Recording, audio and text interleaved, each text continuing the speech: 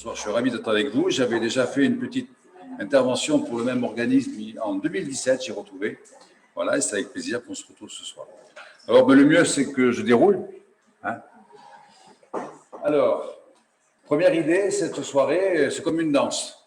Donc, si je vais trop vite, vous le dites. Si je vais pas assez vite, vous le dites aussi. Hein. On peut passer la seconde. On a à peu près 1 heure. C'est vous qui donnez le rythme, mais on n'a quand même qu'1 heure.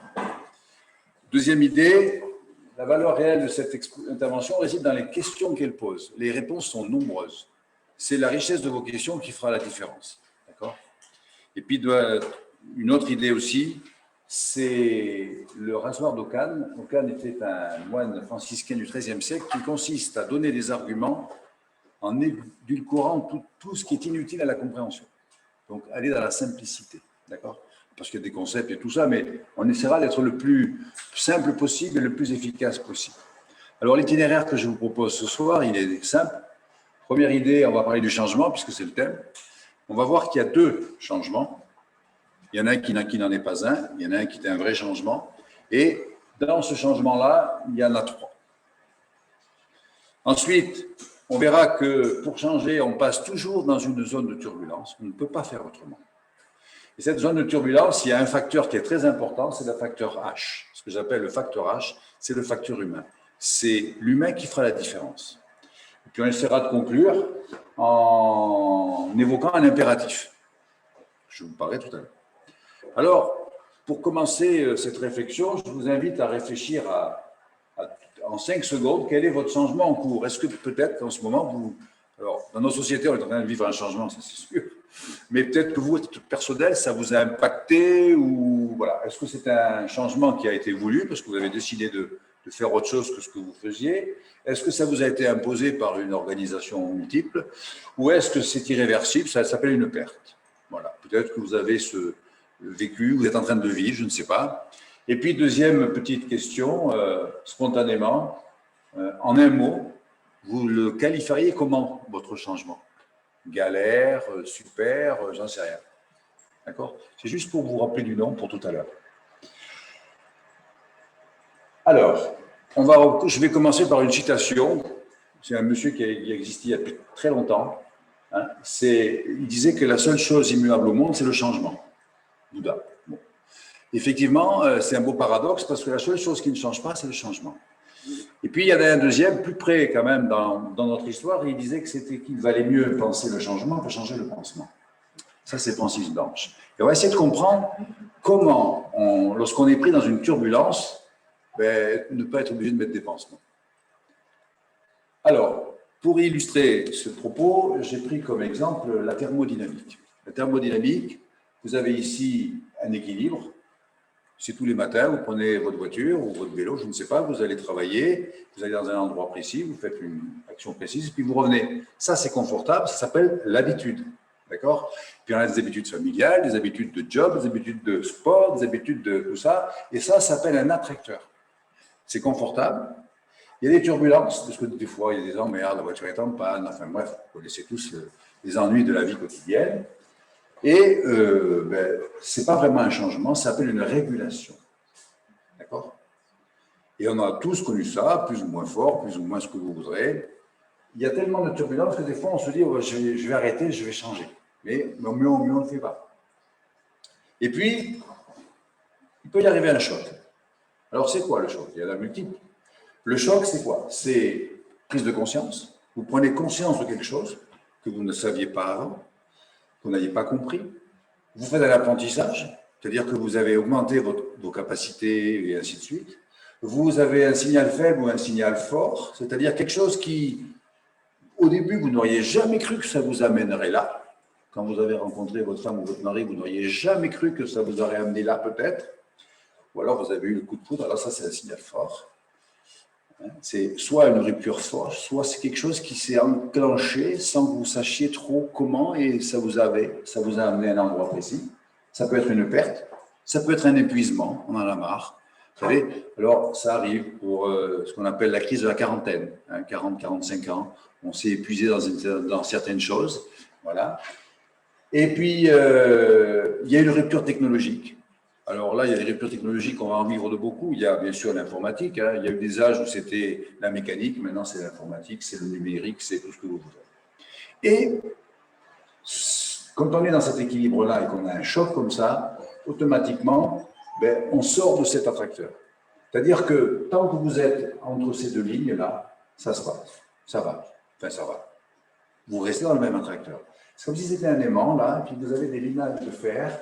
Et ces limailles de fer, eh bien, une fois qu'elles sont trop loin de l'aimant, ben, elles ne peuvent plus être ramenées sur l'aimant. D'accord? Mais là, vous sortez de cet attracteur et vous allez vers autre chose. Et en thermodynamique, ce quelque chose, c'est un nouvel attracteur. On ne peut pas faire autrement.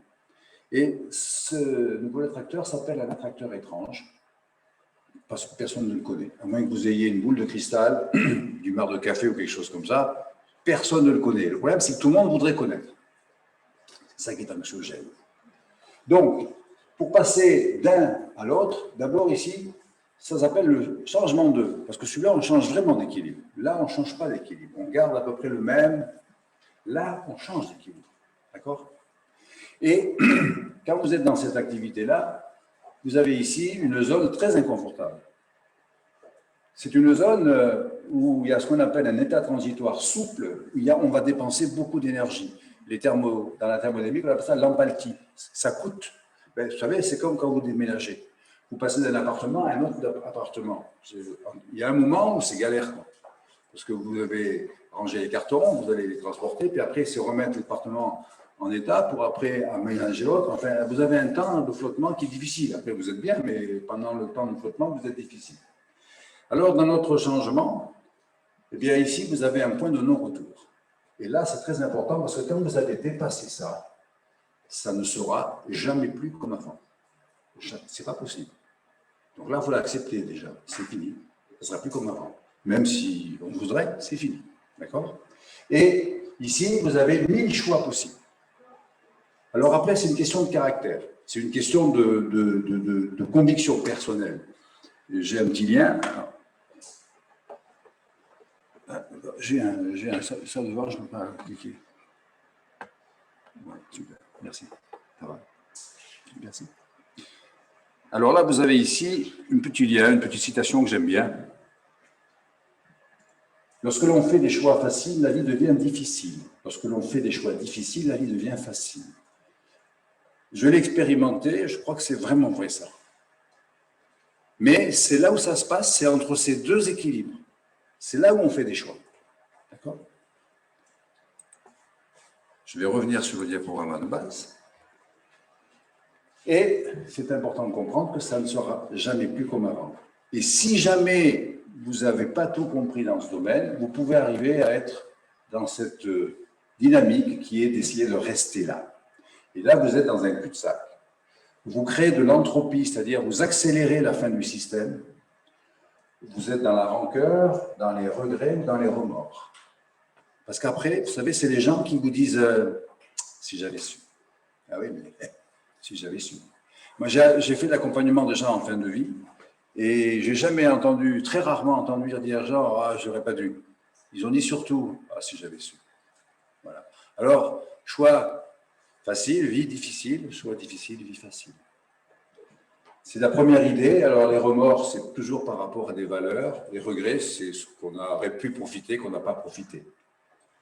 Et donc, pour passer de là à là, je ne peux pas faire autrement que de passer dans une crise. C'est impossible. Si là, j'ai une tension intérieure, j'ai très soif, je veux aller boire cette bouteille, je vais faire des pas, je me mets automatiquement en déséquilibre. Alors là, le sol il est stable, il n'y a pas de vent, tout va bien. Il n'y a pas de crocodile non plus, alors ça tombe bien. Mais si jamais c'était le cas, si j'ai une très forte tension jusqu'à le risque de mourir, eh bien, je vais prendre mon énergie pour aller chercher cette bouteille d'eau. Et là, je vais passer d'un équilibre à un déséquilibre pour aller chercher cet équilibre-là. Je ne peux pas faire autrement, d'accord? Et donc, c'est ce qu'on va voir ce soir, c'est qu'il y a plusieurs paramètres pour réussir ce passage entre cet attracteur-là et celui-là. Alors, on va d'abord parler de risque. Risque, et dans risque, il y a compliqué et complexe. Et ça, c'est important de faire cette différence, parce qu'il y a des gens qui voudraient gérer un système complexe avec des lois compliquées. Et ça ne marche pas. Je m'explique. Voilà. Alors, la complexité. La complexité, une montre, c'est compliqué. Je ne sais pas si vous avez démonté une montre. Quand on est petit, on aime bien prendre une vieille montre pour voir comment ça marche dedans. Il y a des rouages partout, des trucs, des machins. Vous avez ici un intrant qui est mécanique ou électronique maintenant, puisque c'est à quartz, et ça vous donne une réponse prévisible. C'est l'extrant. C'est-à-dire que l'aiguille passe d'un cran, normal. D'accord? Si elle fait un cran, puis 4 crans, puis 2 crans, ça veut dire qu'elle ne marche pas. Donc, c'est quelque chose qui est compliqué et donc prévisible, mais rassurant. Tandis que l'humain, si vous donnez une information à l'humain, mais il y a tellement de dimensions dans l'humain, la réaction est imprévisible. Pourquoi? Parce qu'il a une dimension philosophique, spirituelle, il a une dimension économique, il a tout un tas de dimensions. Il en suffit 4 à peine pour que on ne sait pas du tout ce que ça va donner. D'accord? Et donc, on va arriver à un système complexe. Ça va? Et donc, le changement, votre montre, elle est compliquée. Un Boeing, c'est compliqué. C'est compliqué, un Boeing. Par contre, une personne, c'est complexe. Par contre, une mayonnaise, c'est complexe. Eh oui. Donc, l'erreur, alors, là où ça se complique, c'est qu'il y a des systèmes compliqués qui agissent dans un système complexe. Parce qu'un avion, c'est compliqué, mais la météo, c'est complexe. Donc, ça se complique. Donc, l'erreur, d'abord, paradoxalement, c'est important de comprendre que la complexité nous apporte la liberté, puisqu'il y a 1000 choix possibles, mais elle est anxiogène. Pourquoi? Parce que les gens veulent savoir avant ce qui peut arriver. Alors que le compliqué nous apporte la soumission, parce qu'on est soumis à un système, on ne peut pas en sortir. Par contre, c'est rassurant, parce qu'on sait que quand on rentre dans ce processus, on aura telle réponse. D'accord? Donc, l'erreur serait d'aborder un système complexe comme un système compliqué, en voulant tout prévoir sans risque. Ce n'est pas possible. C'est impossible. Ça va? Ça, c'est une première idée qui est importante à comprendre. On ne sait pas où on va. On va essayer de donner des directions, mais on ne peut pas savoir. Il faut accepter qu'on ne peut pas savoir. Ça, c'est le premier point très important, c'est la complexité. Et toujours dans le facteur humain, dans cette turbulence, il faut avoir du discernement. Le discernement, ça veut dire quoi? Ça veut dire que je sais ce que je veux, et quand les choses se présentent, je sais que ce n'est pas dans l'axe, ou je sais que c'est dans l'axe. Sinon, je ne peux pas avoir de discernement.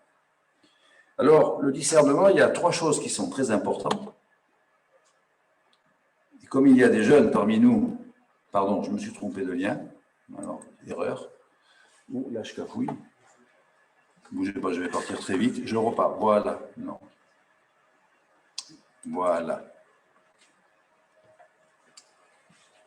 Pour avoir du discernement, il faut avoir des repères. Si vous n'avez pas de repères, vous n'avez pas de discernement. Ça, c'est une logique.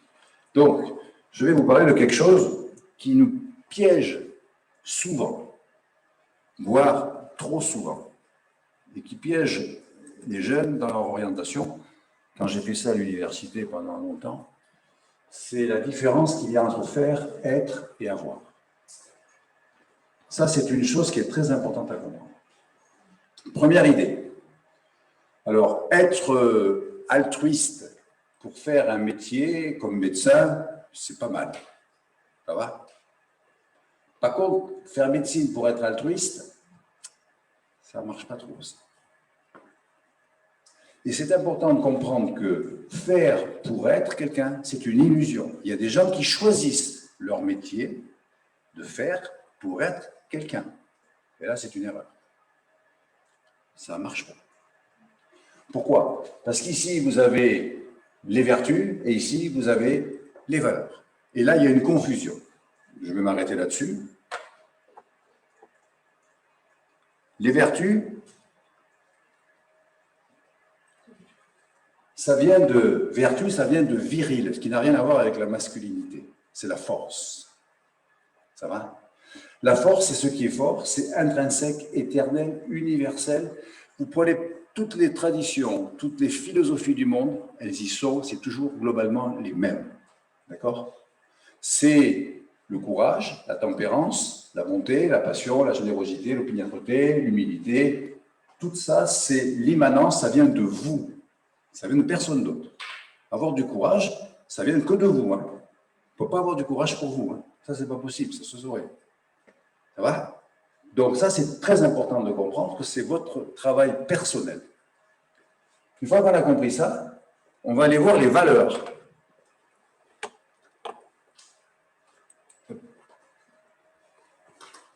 Les valeurs, c'est l'action, c'est ce qui est de la valeur, ce qui est sain. Elles dépendent des circonstances et font que le vivre ensemble est possible.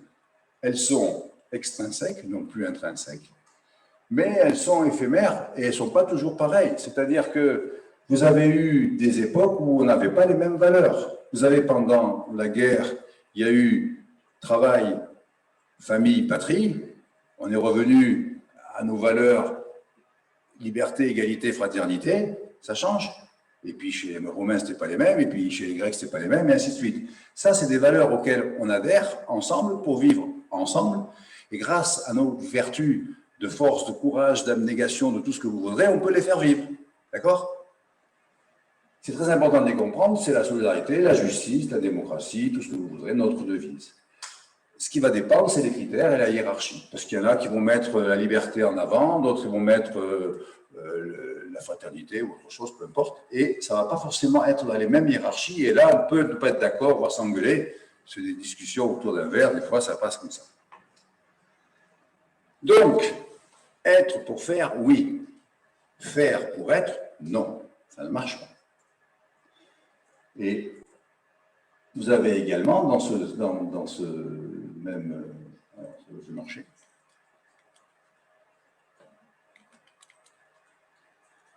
Bon.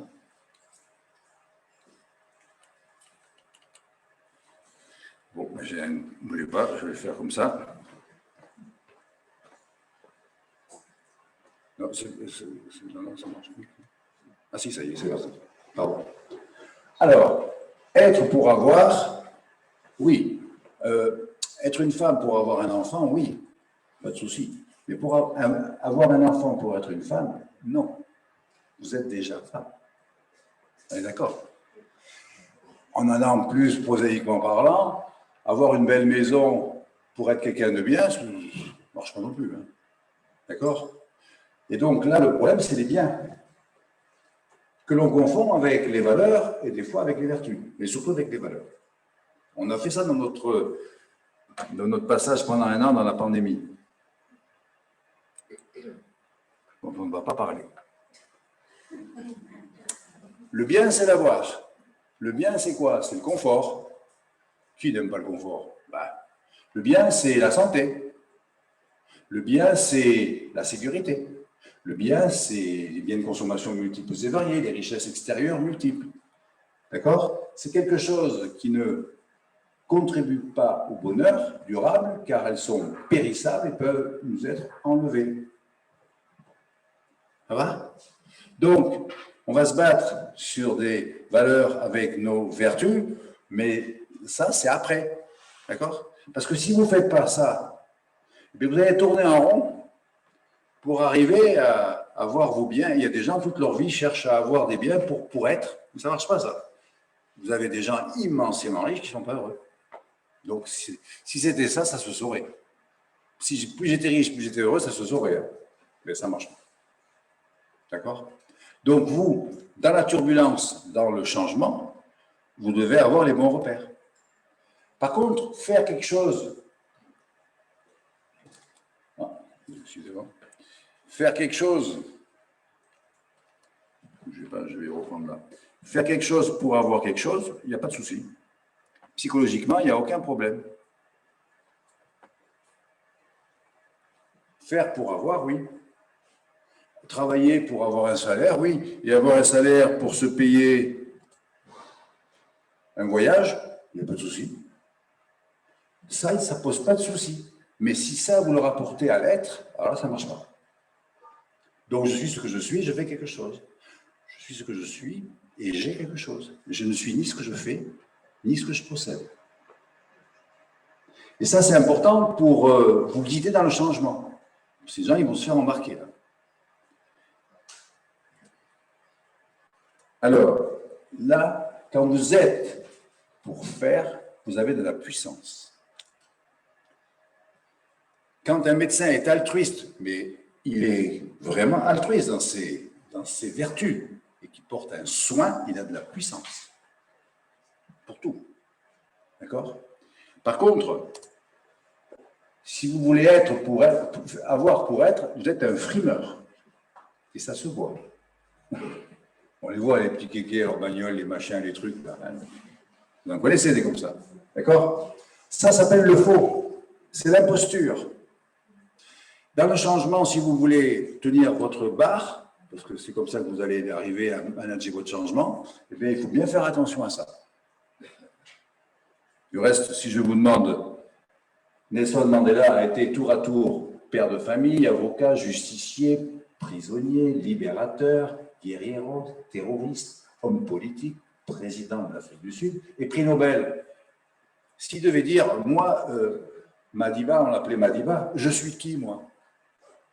Voilà, pour me définir, difficile, hein, sauf à travers l'être. Je ne suis pas président, mais non, je ne suis pas que ça. Ça va? Donc, c'est important d'avoir du discernement. Et comme je vois qu'il y a quelques jeunes au fond de la salle, c'est important quand vous prenez votre orientation professionnelle de faire attention à ça. Je m'oriente pour être ou pour vraiment, parce que j'ai envie de, je le fais pour avoir, il n'y a pas de souci, mais pas pour être. Par contre, si j'ai des vertus particulières pour faire quelque chose, là j'ai de la puissance.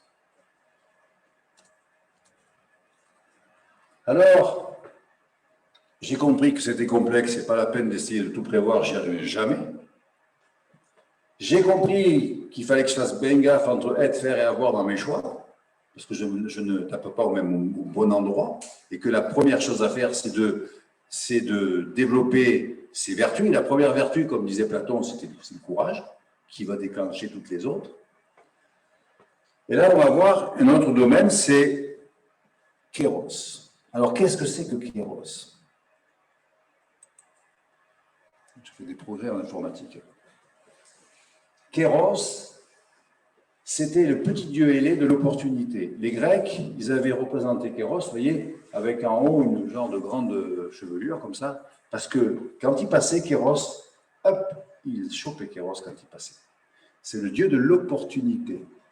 L'opportunité, c'est-à-dire, il révèle de façon inédite, parce que vous n'aviez jamais fait gaffe à ça, en résonance avec une partie plus ou moins consciente de vous-même. Parce qu'en fin de compte, quand vous avez une opportunité qui passe, soit ça résonne pour vous, soit ça ne résonne pas. Pour le voisin, ça ne résonne pas du tout. Pour vous, ça résonne. D'accord? Donc, c'est en fin de compte une résonance à vous. Les Grecs l'avaient extériorisé en disant c'est Kéros, mais Kéros, c'est une résonance personnelle. Parce que vous avez cette intuition qui vous dit c'est pour moi, c'est bon. Vous ne savez pas pourquoi du reste, hein? C'est bon, c'est comme ça. D'accord? Donc, Kéros ne concerne toujours le futur, jamais, mais il passe au présent.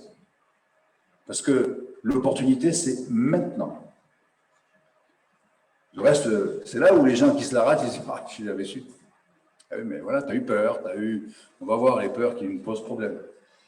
Une crispation extrême vers un objectif aveugle et prive les possibilités offertes par Kéros. Pourquoi? Parce que si vous vous arc-boutez sur un objectif qui n'est pas forcément le bon, mais que vous ne savez pas, eh bien vous allez vous priver, vous allez déclencher des tensions et qui vont vous priver de l'intuition.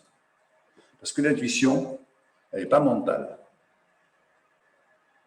D'accord? C'est quelque chose qui vient d'au-delà du mental. Donc si vous êtes trop tendu sur quelque chose que vous voulez absolument, vous n'allez pas avoir Kéros. Vous n'allez pas entendre vos intuitions.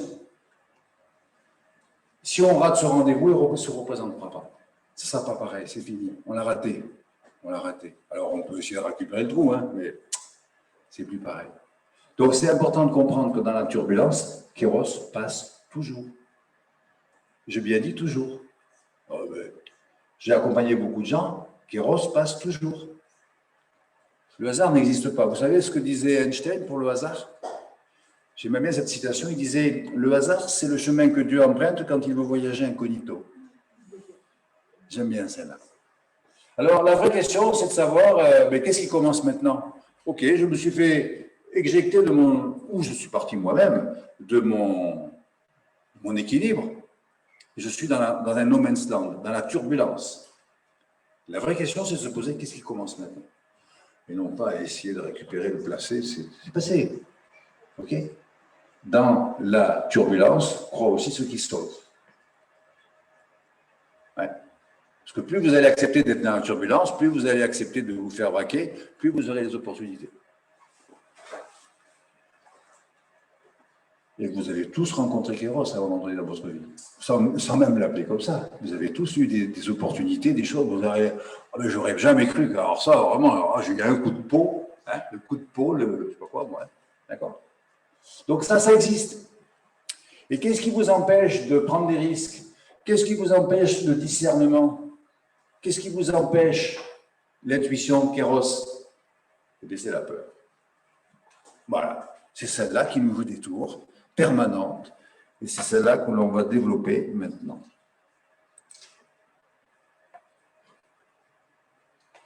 Alors, il y a deux peurs. La première peur dont je vais vous parler, elle est dans la tête. On va faire un petit exercice rapide. Vous êtes en train de vous balader, super paysage, le matin de bonne heure, il fait frais mais beau, enfin vraiment c'est idyllique. Vous arrivez à l'orée d'un bois et là il y a un arbre solitaire, en plein milieu d'un champ, vous vous demandez qu'est-ce qu'il fait là. Et il est flamboyant parce que ce que j'appelle flamboyant, c'est le soleil se lève derrière et il éclaire toutes ses ramures. Et là, qu'est-ce qui se passe pour vous? Vous pouvez le faire chez vous aussi. Alors, on va gagner du temps. Personne ne veut dire quelque chose? Voilà, sensation furtive qui vous amène à « je me dis que ». Alors, je me dis que c'est un poirier. Excusez-moi, je m'en fous total. Je me dis que je vais prendre une photo. Alors, ça, maintenant, il y en a beaucoup. Et aussitôt, vous perdez le contact avec l'instant. Aussitôt, cet instant d'âme, ben, vous le perdez. Pourquoi? Parce que vous avez votre ego qui se sert de votre mental, qui est le censeur qui nomme, évalue, compare, juge, permet, interdit, estime, rejette, projette, provoque des émotions qui vont avec. Et ça dépend de chacun. Ça dépend de votre histoire personnelle. Si les arbres, vous ne pouvez pas les saquer, mais ça ne va pas être un bon truc pour vous. Ça va être suivant l'autorité sur laquelle vous avez été élevé, suivant la culture dans laquelle vous êtes, suivant la région dans laquelle vous êtes. Tout ça va faire que ça va être un instant très plaisant ou pas. Voilà. Mais de toute façon, si vous n'êtes pas averti de ça, vous allez vous couper de l'instant et vous allez vous faire capter par votre mental qui va vous empêcher d'être en contact. Il va vous empêcher l'intuition, encore une fois. C'est lui. D'accord? Et alors, cette émotion qui est l'égo-censeur, quelle est celle qui vous pose le plus de problèmes? Je vous l'ai dit tout à l'heure, c'était pour savoir si vous suiviez, mais c'est la peur. C'est celle-là qui nous paralyse, qui nous embête, pour être poli. Hein? C'est la peur de la mort qui est toujours latente, c'est la peur de manquer, le jugement de l'autre, la peur d'échouer, n'est-ce pas, les étudiants en fond qui sont en plein examen, c'est la peur de l'autre, la peur de tout perdre. C'est tout ça qui nous empêche d'être dans l'instant, de voir les opportunités, d'accepter que ce ne soit pas possible de prévoir le futur, et ainsi. C'est ça qui nous empêche de tout ça. D'accord? C'est la peur. Et alors, elle a un piège, cette peur. Elle est perverse un peu. Parce que la peur va amener un désir. J'ai peur de devenir un SDF, ce qui est tout à fait logique. Je n'ai pas envie d'être dans la rue. Donc, je vais désirer avoir un boulot et une maison. D'accord? Ça, c'est bien jusque-là. Sauf qu'à un moment donné, je vais avoir peur de perdre ce que j'ai, mon boulot et ma maison. Et je rentre dans un cercle infernal. Je tourne en rond. Et ça tourne. Voilà. Et tant que je ne suis pas sorti de là, mais j'ai des problèmes. Vouloir quelque chose, c'est avoir peur de ne pas l'avoir. Alors, si on ne le travaille pas, cette peur, eh bien, ça vous embarque dans des chemins qui ne sont pas les bons. Ça vous embarque dans la sécurité, dans je ne sais quoi, moi. D'accord? Donc, et ça vous embarque à tourner en rond. Hein. Il y a des gens comme ça, après une épreuve difficile, mais ils tournent en rond. On le voit dans les changements dans les entreprises, hein, où ça provoque du risque psychosocial, les gens deviennent agressifs. On le voit dans notre société, des gens sont beaucoup plus agressifs sur certains points qu'ils n'étaient avant. D'accord? Donc, la peur abstraite n'existe pas. Ce n'est qu'une forme mentale liée à un passé projeté dans le futur, sauf le stress post-traumatique qu'on va voir. C'est-à-dire que c'est votre façon de vouloir anticiper qui fait que, ah oui, mais si, et puis je ne vais pas y arriver, ou je ne sais pas quoi, qui fait que ben, vous ne le faites pas, même pas, vous n'osez même pas. D'accord? La peur est à la hauteur de l'imagination du risque. C'est Aubrac qui disait ça. Aubrac, c'est un résistant qui il a expliqué, parce qu'on lui a dit, enfin, ce que vous avez fait quand même, il fallait être courageux quand même. Et il disait, mais j'ai même pas pensé au risque. Je l'ai fait par conviction. J'ai même pas pensé aux éventuelles conséquences que ça pourrait faire. C'est bien le mental qui vous met le bagarre. Quand vous êtes en changement et que vous dites, ah oui, mais alors si j'ai ça, et puis alors si je vais faire ça, ça va donner ça, et puis ça, puis alors lui va me dire, alors c'est rien, on s'invente de ce cinéma extraordinaire. On est très fort pour ça. Très, très fort. D'accord? Donc, il y a des peurs de toutes sortes et vous devez absolument connaître la vôtre, les vôtres. On a tous des peurs. On les a chopées souvent dans son enfance, on les garde bien au chaud et elles ressortent de temps en temps. Voilà. Et elles vous empêchent d'avancer, vous empêchent d'être bien avec l'autre, elles vous empêchent plein de choses. Et il y a des gens qui essaient de les fuir, mais ce n'est pas la peine. Fuir ces peurs, c'est les amplifier. Parce qu'à tel point qu'après, vous devenez phobique. Vous ne supportez plus. Peur de prendre la parole en public parce que tout petit, vous avez été en difficulté. Plus ça va, plus vous grandissez, plus vous évitez cette situation-là. Dans l'entreprise, j'ai vu des gens refuser des promotions parce qu'ils ne voulaient pas se mettre en difficulté pour prendre la parole, parce que quand on est responsable d'équipe, eh bien, à un moment donné, on fait des réunions, on prend la parole. Eh bien, non, ils ne prenaient plus, ils arrêtaient. Ils ne voulaient plus. C'est dommage. Donc, c'est pour ça qu'il est toujours étonnant de voir un détenu rester enfermé dans une cellule dont lui seul possède la clé d'une porte qui n'est pas fermée. Qui n'est pas fermée. Donc, je suis persuadé que vous avez fait un petit parcours personnel, peut-être, sûrement. Et la vraie question, c'est quelle est votre peur dans ce changement? Vous êtes en train de vivre un changement, peut-être subi, peut-être voulu, mais quelles sont vos peurs? Est-ce qu'elles sont légitimes? Elles sont toujours légitimes, parce que votre histoire de vie vous dit, ben oui, mais moi, si tu peux pas te... Vous savez, c'est la fameuse phrase, si tu étais à ma place, ouais, non, mais je n'y suis pas, c'est toi, ok, hein, tu peux pas comprendre. Si, je peux comprendre, mais c'est ton modèle qui te bloque. Et puis, il y a une deuxième peur. Alors, celle-là, elle est plus difficile parce que ça s'appelle un stress post-traumatique. C'est-à-dire, c'est quelque chose qui se déclenche en dehors de la volonté, en dehors du mental. C'est plus fort que vous. Vous savez, c'est des gens qui disent c'est plus fort que moi. Il y a quelqu'un en vous qui est plus fort que vous. Ah ouais, très fort. Et grâce à la tomodensitométrie, on a remarqué que nous avons ici, alors c'est de plus en plus connu, mais moi quand je l'avais connu en faisant un stage avec les Américains, on a 200 millions de neurones équivalents à la moelle épinière, c'est-à-dire ces neurones, on a la même constance que ceux de la moelle épinière. D'accord? Il y en a à peu près 200 millions. C'est globalement la grosseur d'un cerveau de chat, à la louche. D'accord? Bon, moi, c'est un chat angora, mais c'est tout. Hein. Et ces 200 millions de neurones, eh bien, ils envoient des informations par le nerf vague. Ce qu'on appelle le nerf vague, c'est celui-là. Il relie ici la sensation, c'est l'animal, avec le cerveau là-haut. C'est-à-dire qu'il influence la décision du cerveau. Ça va? Et quand vous avez une peur profonde qui s'est marquée, eh bien, c'est automatique. Le cerveau va réagir sans passer par la volonté, sans passer par la raison, parce que c'est un réflexe de protection. Alors, grâce à son système nerveux intrinsèque, le ventre peut apprendre, se rappeler et communiquer. Ouais.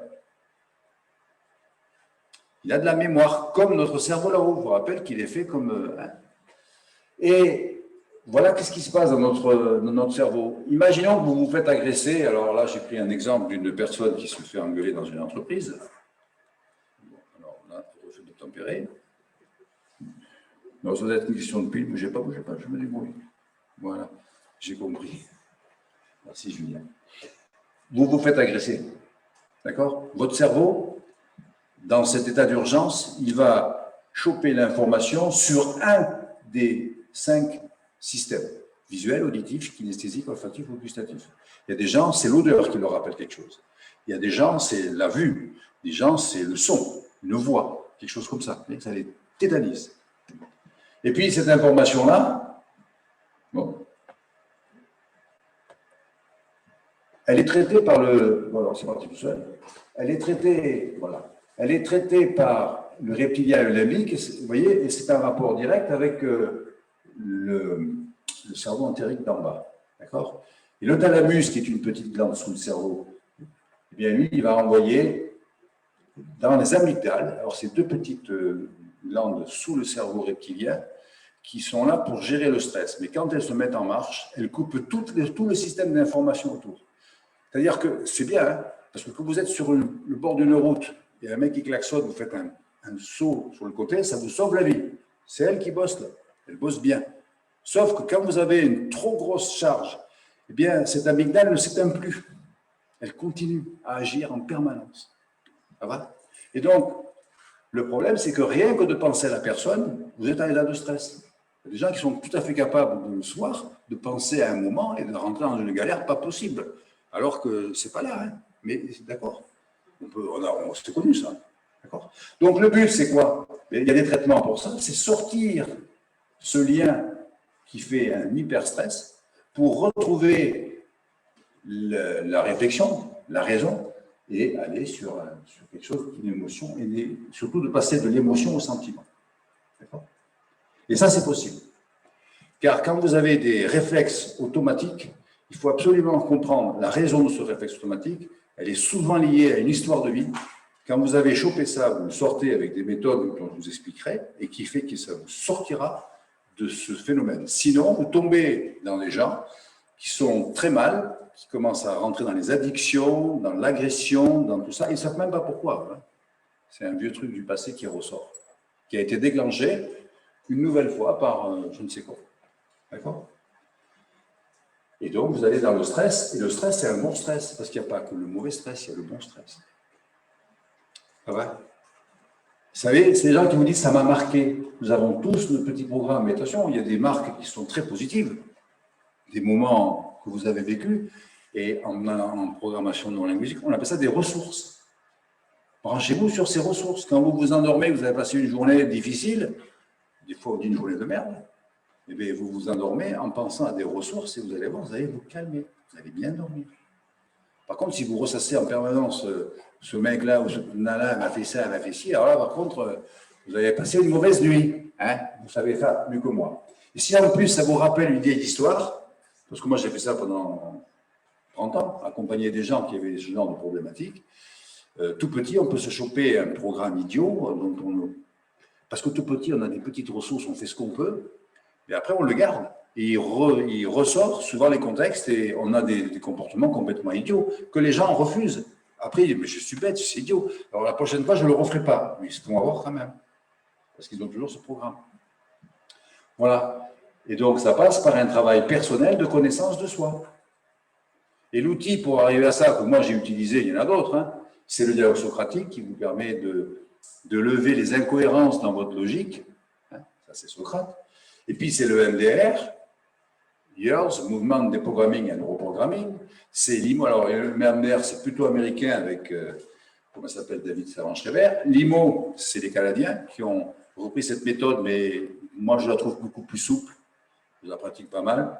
Vous avez la programmation neurolinguistique pour reprogrammer les gens.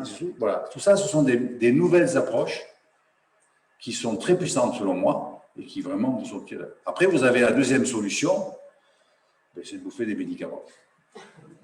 Mais je ne suis pas sûr que ce soit la meilleure. Parce que ça, les anxiolytiques, vous savez qu'il y a beaucoup de gens en entreprise qui prennent des anxiolytiques quand même, pour aller travailler. Là, il y a un problème. Voilà. Donc, le but, c'est plein moi. Non, je vais sortir de mon bocal habituel avec tout ce que je connais pour aller vers un nouveau bocal.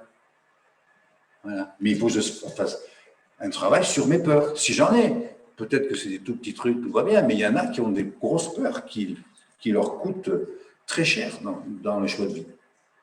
D'accord? Et pourquoi je vous dis ça? Parce qu'en fin de compte, on n'a pas 2 cerveaux, on en a 3.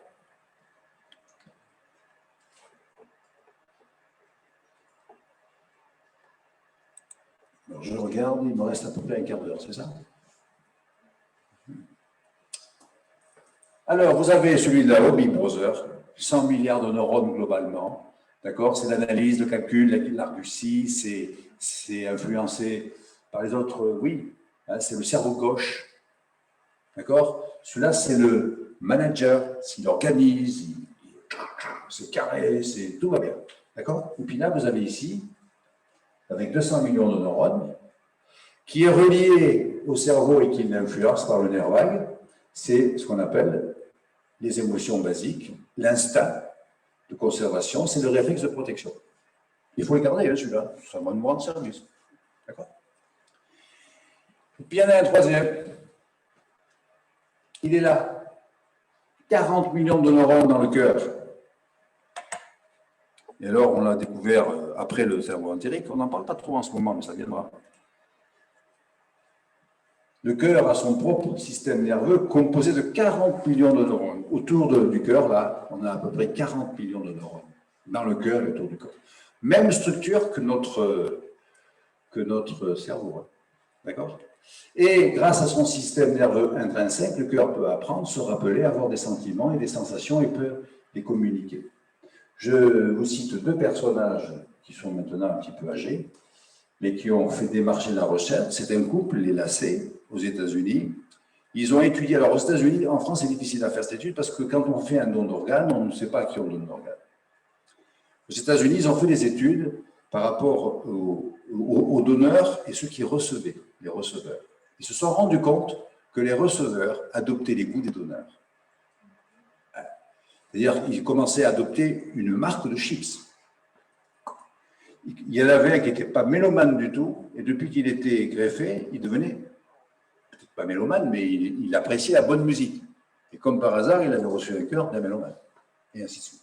Ces études qui sont sorties, qui sont assez perturbantes quand même.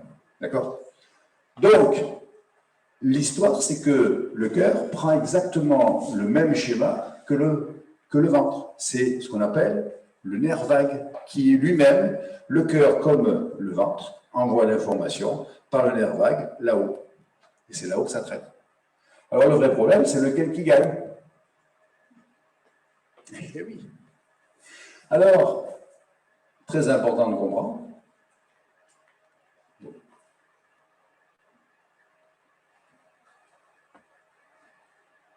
Attends, j'ai changé la pile. Ils s'influencent mutuellement en permanence, tous les 3. Mais celui d'en haut, il prend les décisions, mais en fonction de l'influence des 2 autres. Alors, quand vous avez ici, vous voyez, sur ce schéma-là, vous avez le cœur qui a une toute petite influence, par contre, la peur, elle est énorme. Il y a un énorme flux, et puis le cœur, il essaie de passer, et ça ne passe pas. D'accord? Et là, on est dans ce qu'on appelle le stress post-traumatique, et effectivement, les décisions, pas forcément les meilleures. C'est des gens qui, ce qu'ils appellent, lui, il a pété un câble. Il pète son câble. Voilà, là, ça part. OK? Après, vous avez, suite à un travail avec vous, vous avez les 2 qui se mélangent entre les émotions animales et les sentiments humains qui sont dans le cœur. Et là, vous avez tout un tas le mépris, la timidité, la rancœur, la honte, la haine, la gêne, tout ça, c'est un mélange d'émotions et de sentiments. Un animal n'est pas coupable, ne juge pas, n'a pas d'avidité. Il a un instinct qu'il essaie de faire vivre. D'accord? Puis après, bien sûr, les décisions ne sont pas les mêmes. Notre société est faite beaucoup dans ce mélange. Parce que ça, il y a l'ego derrière qui bosse. Et puis après, vous avez, quand ça, c'est totalement éteint, et que le cœur donne plein pouvoir, il est le plus puissant. D'accord? Quand les énergies du cœur ne sont pas perturbées par celles du ventre, le cerveau accède alors à la communication du cœur. La communication du cœur, c'est quoi? Et vous les connaissez aussi bien que moi, on en a vu tout à l'heure par rapport aux valeurs, par rapport aux vertus, c'est le courage, la modestie, la reconnaissance, la douceur, la sollicitude. La joie, très important. La joie, c'est pas la joie, vous savez, quand on est content d'avoir quelque chose. On a acheté un nouveau portable, on est super content, on s'est bien pris la tête pour choisir le modèle d'abord, puis après on est content, mais une semaine après on s'en fout. La joie, pouf, elle est tombée. Ça, c'est la joie de l'ego. La joie dont je vous parle, c'est la joie d'être dans sa lignée, sur sa route, et qu'on le sait, et qu'on fait les choses en accord avec soi-même. C'est ça la joie du cœur. Alors, les décisions, effectivement, ne sont pas les mêmes. La considération des autres n'est pas la même.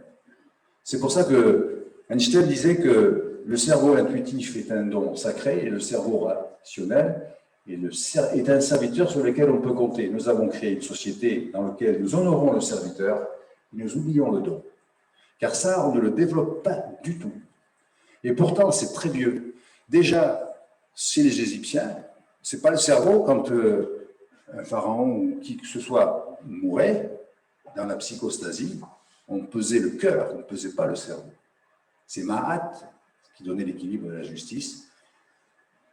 Donc c'est important de comprendre que c'est l'intelligence du cœur. Et moi, j'ai toujours dit dans l'entreprise, quand on travaille sur soi, que c'est vraiment la différence qui fait la différence.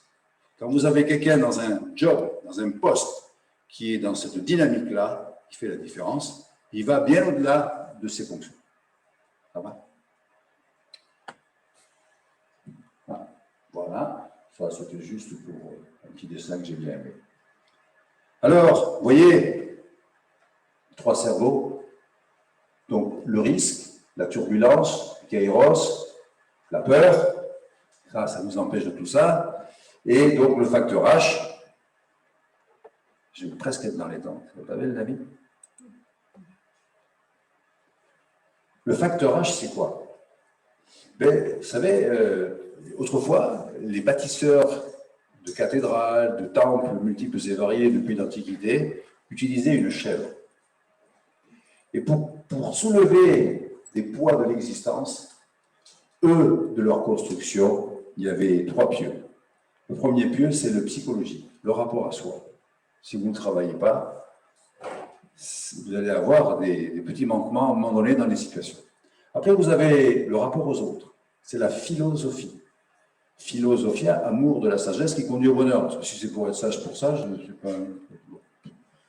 Le but, c'est, dans le rapport à l'autre, c'est le comportement-réponse de l'autre qui va me donner l'indication que je suis dans le bon choix, quoi. D'accord ? Et puis, vous avez la spiritualité, le rapport à ce qui nous dépasse, à nos origines ou autres. C'est l'intuition, c'est tout ça. Et ça, c'est un triptyque qui, dans tous les projets, si vous manquez un morceau, ça va être bancal. Ça va ? C'est pour ça que Krishnamurti Urti, que j'aime bien, il disait que l'ignorance n'est point le manque de savoir, mais le manque de connaissance de soi dans toutes ses dimensions. La dimension psychologique, la dimension philosophique et la dimension spirituelle, qui n'a rien à voir avec la religion. Ça n'a rien à voir. Ça va ? Maintenant, on peut aussi essayer l'ignorance, ça c'est sûr. On a des exemples. Alors, par rapport à cette petite exposé, bon, où il veut, où il ne veut pas, on ne va pas le contrarier. Résister à la résistance ne fait qu'augmenter la résistance. Complexité, ça vous amène la liberté. Ça va ? Belle valeur, ouais, je trouve aussi. Et puis après, vous avez le discernement. Faire avoir, est-ce que je ne me trompe pas, est-ce que je ne me fais pas une belle idée de l'ego, là, hop, tu es en train de faire fausse route, ça vous amène de la stabilité. Parce que vous savez pourquoi vous faites ça, pourquoi en 2 mots, hein, pas en un seul mot. Et puis vous avez Kéros. Kéros, c'est écouter ses intuitions. On rejoint un petit peu la spiritualité, et peut-être la philosophie, mais la spiritualité. Et puis, vous avez la sérénité. La sérénité, quand vous n'avez plus peur, mais vous êtes proactif, vous n'êtes pas réactif, vous êtes proactif. C'est différent. C'est vous l'acteur, c'est vous qui bougez les lignes, c'est vous qui décidez. Vous prenez des risques, oui, il n'y a pas de souci. Et puis, vous avez ici cette chèvre qui vous donne la force, la puissance. Tout ça, ça dépend de vous. Ça dépend de personne d'autre. Ah oui. Même pas peur. Si je veux, j'y vais. D'accord? C'est très important de comprendre que ça ne dépend que de soi. Et c'était vraiment un travail. Et quand je vous dis que dans le changement, c'est le facteur H qui fait la différence, j'en suis persuadé. Et pour finir ce petit chapitre, on va donner une petite, comment ça s'appelle, une petite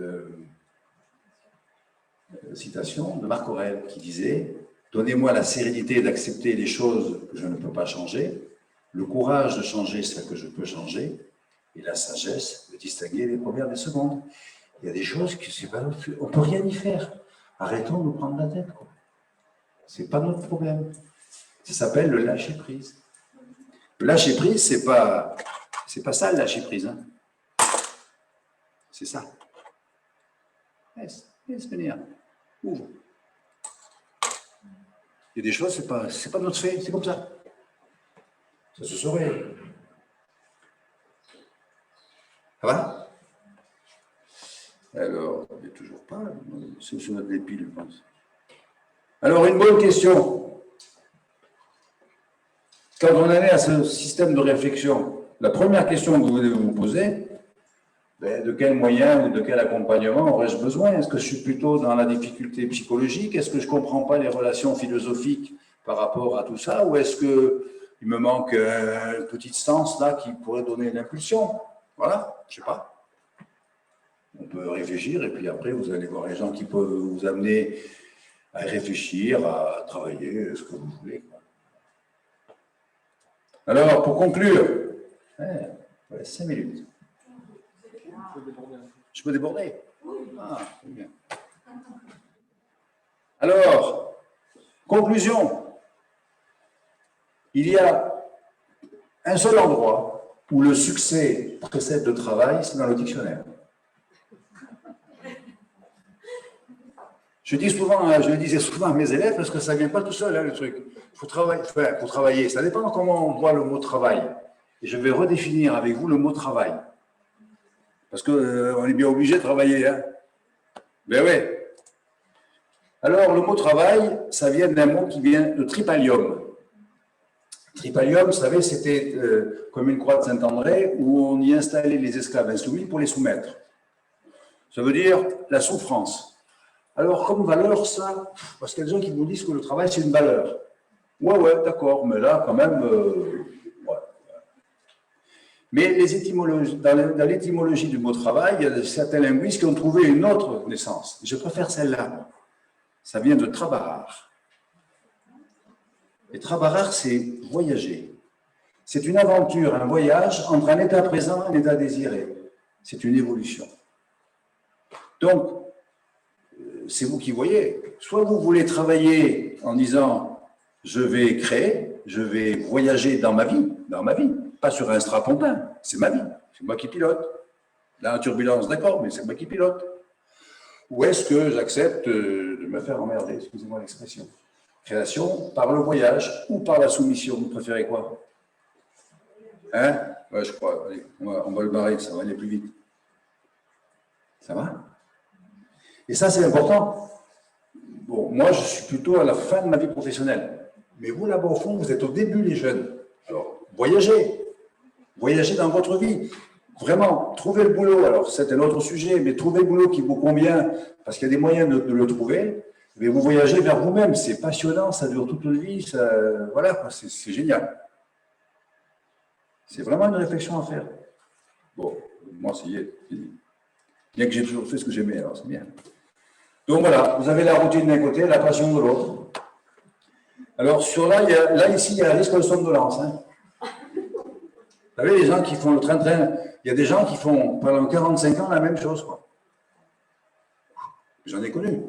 Et puis ils arrivent à la fin de la vie, puis à la fin de leur... Vous savez, c'est la citation du comte Sponville qui disait toute la vie, ils ont dit vivement ce soir quand je couche. Toutes les semaines, ils ont dit vivement les vacances. Et tout le retour de vacances, ils ont dit vivement la retraite. Et arrivés à la retraite, ils ont regretté tout ce qu'ils n'ont pas vécu. C'est dommage. Donc, pour conclure, je dirais qu'il est grand temps de rallumer les étoiles. C'est Guillaume Apollinaire qui disait ça. Alors, on est dans une situation, je ne vais pas vous l'apprendre, hein, et si on le voit comme un voyage, c'est différent. À mon avis, c'est différent. Donc, maintenant qu'on a un petit peu cheminé ensemble, avant de passer aux questions, la vraie question, c'est de savoir spontanément, même synonyme, est-ce que vous avez le même synonyme que tout à l'heure de votre changement? Ou est-ce que vous avez changé votre façon de voir le changement qui s'opère pour vous? Alors, je ne sais pas ce que c'est. Hein. Est-ce que c'est un changement? Ça répond, alors je n'ai pas mis le diapo, mais ça répond aux mêmes évolutions, que ce soit un changement imposé, que ce soit un changement choisi, que ce soit un deuil qui vous tombe sur la tête comme la misère sur le peuple, c'est les mêmes étapes, c'est les mêmes dynamiques. Soit j'accepte, soit je refuse. Ça va? Et pour les jeunes, spécial jeunes, celle-là. Je vous propose de lire, je ne vous la commande pas, je vous la lis, et puis après on va passer à autre chose.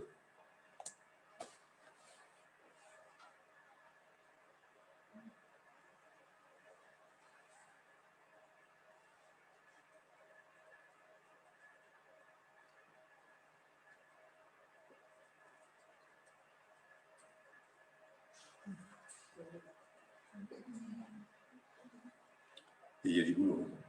Alors allez-y, brillez, brillez, brillez, parce que là, il y a du boulot.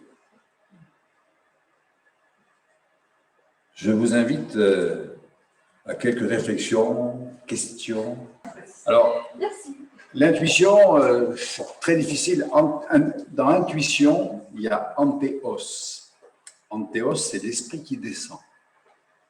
La vraie question, c'est de savoir si ça vient de votre intelligence du cœur, d'une dimension au-delà du rationnel, ou ça vient de l'ego qui est calculateur. Mais normalement, la vraie intuition, ça vient de antéos, c'est-à-dire de l'esprit qui descend. Et on la reconnaît parce que ça provoque une certaine énergie, c'est-à-dire que l'intuition provoque l'enthousiasme. Parce que quand vous avez l'intuition qui est la bonne, vous devenez enthousiaste. Vous vous remplissez d'énergie et de prêt à l'action. C'est là où on reconnaît un petit peu tout ça. Et du coup, ça amène une question pour moi. Et alors, les peurs dans tout ça? Pardon? Les peurs dans tout ça? Ah ben, les peurs dans tout ça, les peurs, ça vous empêche d'être en contact avec Antéos. C'est le problème de la peur. C'est que si vous laissez votre peur vous envahir, vous rentrez dans un mental qui mouline en permanence, machin, et que vous n'entendez plus l'intelligence du cœur. Vous n'entendez plus. Et donc, c'est le problème. Et quand vous en avez une qui arrive à passer, quand elle peut, ben vous ne la croyez pas de toute façon.